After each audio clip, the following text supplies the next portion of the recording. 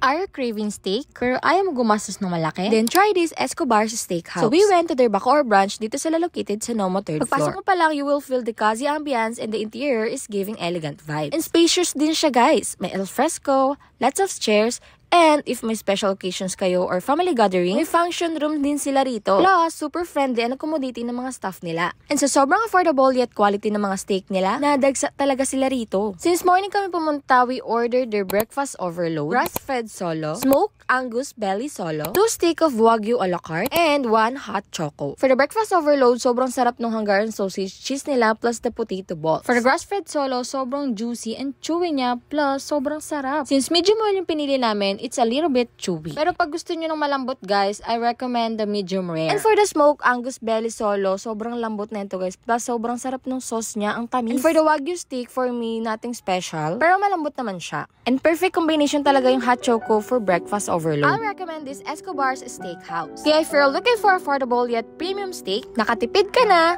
craving satisfied ka pa.